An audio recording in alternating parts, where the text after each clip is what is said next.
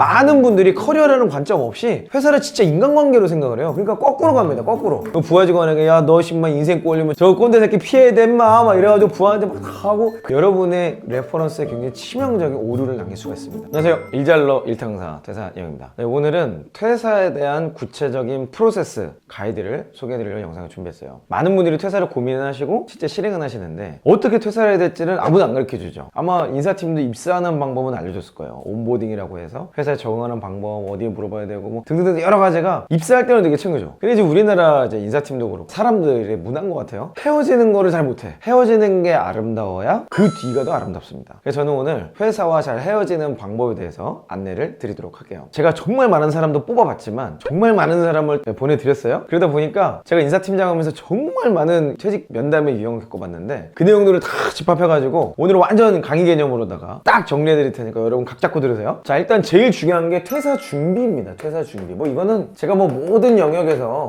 뭐 말씀을 드리고 있으니까 아주 간단하게만 요약한다 생각하시면 좋을 것 같아요. 첫 번째는 미리 정보를 흘려야 돼요. 근데 여기서 정보를 흘린다는 내용이 뭐냐면 나 퇴사할 거예요 막 이런 용어는 절대 쓰지 마. 퇴사라는 단어를 쓰는 거는 사실 좋진 않아요. 근데 고민을 하고 있다 정도는 알려줘야 돼요. 되게 뭐 그 예스맨들의 특징이 뭐냐면 이런 뉘앙스가 없어. 아무런 뉘앙스도 없고 그냥 철석같이 믿게 만들어요. 아니 그래놓고 저 다음 주에 퇴사하겠습니다. 갑자기 돌발 선언을 한다고. 그거는요 충성심 같은 거죠. 이게 순식간에 뭘로 바뀌냐면 배신감으로 바뀝니다. 이거는 제가 겪어본 상사 인사팀은 다 알아요. 아 저 사람 철석같이 믿었는데 갑자기 다음 주에 퇴사한대. 왜 퇴사하냐 그랬더니 아씨 뭐 이 회사 진짜 뭐 같았대. 뭐야 지금 장난해? 여기 있을 때는 그렇게 뭐 이 회사 최고고 뭐 이게 위선적인 여러분 그러지 마세요. 왜냐면 고민이라는 단계는 내가 지금 가치나 방향성 뭐 이런 거잖아요. 그러니까 회사가 고쳐주거나 이 사람들에게 뭔가 면담을 하거나 오해하고 있는 거는 이해시키고 뭐 이럴 여지가 있는데 아무런 정보 없이 저 사람 아무 문제 없었는데 갑자기 다음 주에 퇴사한대. 이거는요 배신감을 있게 만들 수 있기 때문에 주의하는 게 좋습니다. 적어도 저 사람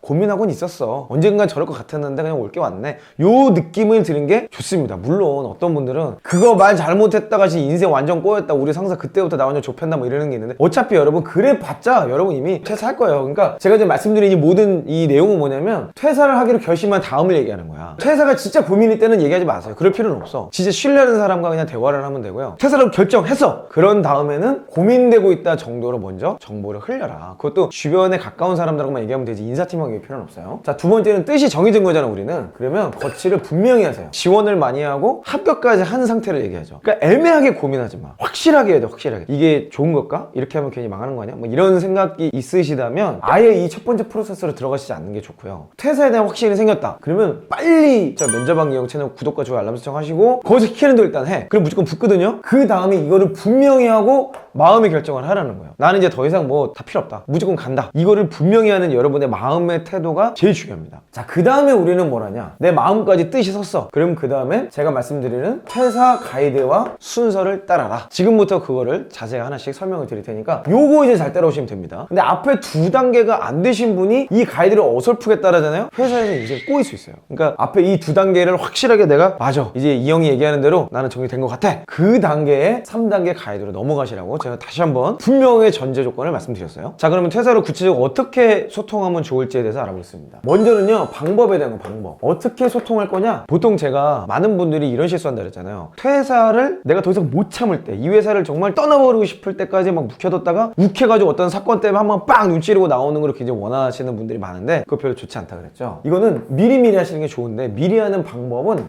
면담입니다. 면담.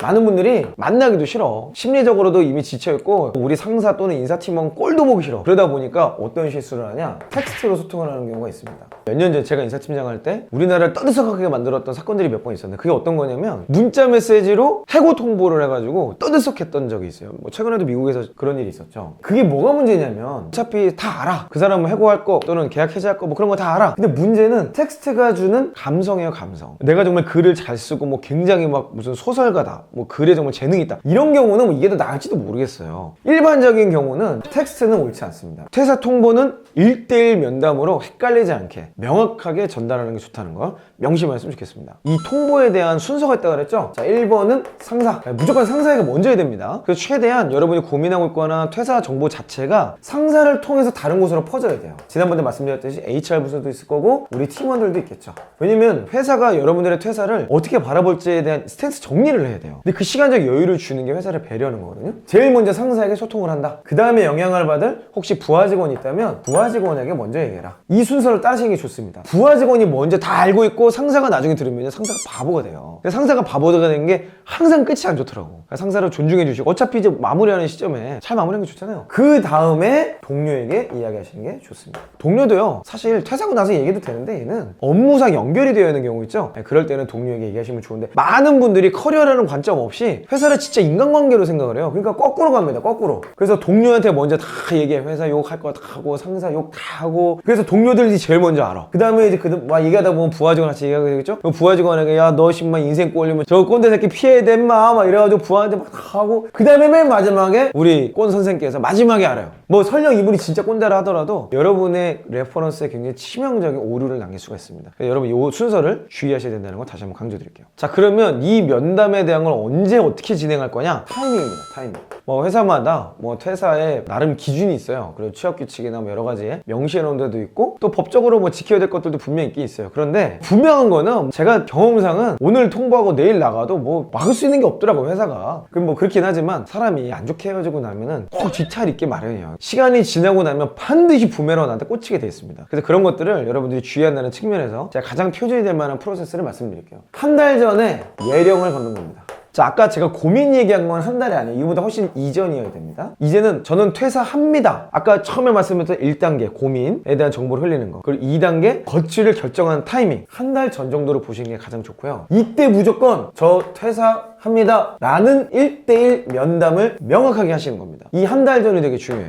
사람마다 기간이 길고 적음에 대한 게 있는데, 어떤 사람은 한 달 전에 통보해서 한 달 동안 지옥이 된다 이렇게 경험할 수 있는데, 여러분한테 전혀 지옥이 아니에요. 왜? 여러분은 떠날 사람이니까. 오히려 그런 지옥을 경험하실 필요가 전혀 없어. 그러니까 여러분은 이제 떠날 사람인데 굉장히 마음 편하게 회사 생활 하시면 되죠. 더 이상 상사 눈치 볼 필요도 없어요. 동료 눈치 볼 필요도 없어요. 그냥 여러분 하실 일을 하고 눈눈 안나 하다가 가시면 그만인 겁니다. 그래서 그냥 여러분 마음을 좀 가볍게 하시고, 한 달 전에는 예령을 걸어주는 게 보통은 인재시장에서의 통역, 그리고 뭐 관행까지는 아니지만 이 정도는 돼야 회사도 여러분을 대체할 수 있는 사람도 준비하고 뭐 여러 가지 일들을 한단 말이에요. 사람을 뽑는데 한 달이라는 시간은 사실 굉장히 짧은 시간입니다. 한 달도 쉽지 않아요. 그렇지만 한 달 정도 미리, 여러분은 어차피 움직일 사람이기 때문에 내가 그렇다고 뭐 3개월, 6개월 익히는 건 또 아니거든요. 한 달 정도 미리 여러분들이 예령을 걸어주시면 된다. 예령이 이제 뭐예요? 미리 명령을 걸어주는 거예요. 이 면담을 할 때 여러분들 태도는 어떤 게 돼야 되냐면, 저는 퇴사는 확실히 정했습니다. 그런데 제가 이 남은 한 달 동안을 어떻게 시간 사용하면 좋을지 알려주세요 라고 회사 입장에서 한번 배려를 해주는 거라고 보시면 돼요. 그냥 여기까지는 딱 여러분의 태도는 그 정도만 지켜주시면 됩니다. 그래서 뭐 인수인계 자료를 어떻게 준비할까요? 내지는 어떤 사람들에게 이런 것들을 제가 부탁을 해놔야 될까요? 이런 것들을 나는 이미 정해져 있으니까 회사 입장에서 좋을 대로 알려주세요. 그럼 제가 그거를 맞추겠습니다. 이 정도의 느낌을 가지고 한 달 전에 면담을 하시는 게 좋습니다. 자, 그럼 요거 지나고 나면 보통은 상사들이나 인사팀들은 뭐 원래 나가고 싶었던 사람, 그런 사람들이 있어요. 그런 사람이 나갈 때는 아무 문제가 없어. 근데 일반적인 경우 그냥 일을 잘했고 자기 위치 정도 밥값 정도는 했다, 그런 사람이 나간다는 대부분 현실을 부정합니다. 그리고 새로운 사람을 뽑는 것 자체도 너무 어렵고 그 사람에서 적응할 것도 사실 쉽지 않을 수도 있기 때문에 어떻게든 구워 삶으려고 그래요. 그러다 보면 시간이 그냥 갑니다. 자, 근데 또 이제 문제가 뭐냐면, 이분들은 여러분 설득하려고 하잖아요. 그럼 여러분들은 사실 전 설득이 안 되는데 면담을 하는 입장에서는 설득이 되고 있다고 착각을 합니다. 그러니까 여러분들은 2주 때 진짜 명확하게 다시 한번 사인을 주는 거예요. 이때 여러분들은 저 이제 2주 남았습니다 라는, 2주는 이제 사실 경우에 따라서는 취업규칙이나 법적으로 명시가 되어 있고 뭐 다툼의 여지가 있는 시기예요. 한 2주 정도는 여러분들을 불편하게 만들 수 있는 기간입니다. 그래서 여러분들이 이미 한 달 전에 미리 알려줬고, 실제로 회사원은 2주라는 명확한 기간을 가지고 소통을 하는 거예요. 그리고 인수인계가 반드시 들어가야 될 타이밍은 뭐냐? 1주 전입니다. 자, 이때는 인수인계가 들어가줘야 돼요. 아까 한 달 전을 얘기해야 되는 이유는 최소 2, 3주에 회사의 인력 충원 계획을 시간을 주는 거예요. 그래서 사람이 와야 내가 인수인계를 할 거 아니에요. 사람이 안 오더라도 여러분이 인수인계를 해야 돼. 누구한테? 매뉴얼과 시스템에게. 자, 여러분 회사에 취업규칙이 있는 회사가 있고 아직 없는 회사가 있을 거예요. 취업규칙이 있는 회사라면 이게 어떻게 명시가 되어 있는지 한번 읽어보시면 좋고요. 이건 얼마든지 입사할 때 뭐 요청을 하셔도 되고 언제든지 궁금할 때 그냥 열람을 요청하시면 아마 볼 수 있게 도와줄 겁니다. 자, 근데 중요한 건 뭐냐면 인수인계를 개판으로 제대로 해놨어. 그러면 회사가 여러분들을 뭐 막을 수는 없어요. 근데 귀찮게 할 수는 있어. 그래서 저는 이 한 달 전에 예령권 이 시점부터 바로 인수인계 자료를 준비하라고 말씀드리는 거예요. 그래서 2주가 딱 되면은 저 인수인계 준비 거의 다 됐고 누구에게 하면 되는지 알려주세요 라고 요청을 하는 거죠. 근데 그래도 사람이 안 왔다 그러면 매뉴얼만 남기고 가시면 되는 거고, 사람이 왔다 그러면 그 사람에게 정확하게 인수인계를 해주면 되는 거겠죠. 자, 그러면 이 인수인계가 진짜 중요한 건데 이거에 따라서 여러분의 이미지가 다 바뀌거든요. 자, 그러면 인수인계를 어떻게 해야 되는지, 어떤 내용을 다뤄야 되는지 설명 좀 드려볼게요. 자, 인수인계는요 4가지의 리스트를 준비하시는 게 좋습니다. 많은 분들이 이 내용까지는 모르시고 그냥 뭐 내가 내 마음대로 그냥 하고 싶은 얘기 하고서 가는 걸 인수인계인 줄 착각하시더라고요. 자, 1번 업무 리스트가 있어야 됩니다.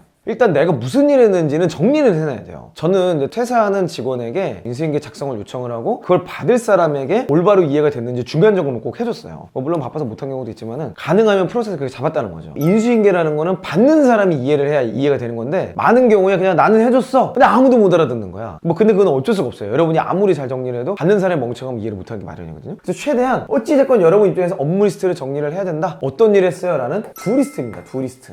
두 리스트들을 그냥 쭉 다 정리해주는 것 자체가 업무 인수인계의 시작이에요. 많은 분들이 잘했다고 하는 분들도 여기까지밖에 안 해. 근데 진짜 인수인계를 잘하는 분들, 그리고 여러분의 커리어에 도움이 될 만한 인수인계 자료를 만드는 방법을 제가 이제부터 말씀드릴게요. 인수인계 자료 작성은 여러분에게 도움이 된다고 말씀드렸어요. 두 번째는요, 성과 리스트입니다.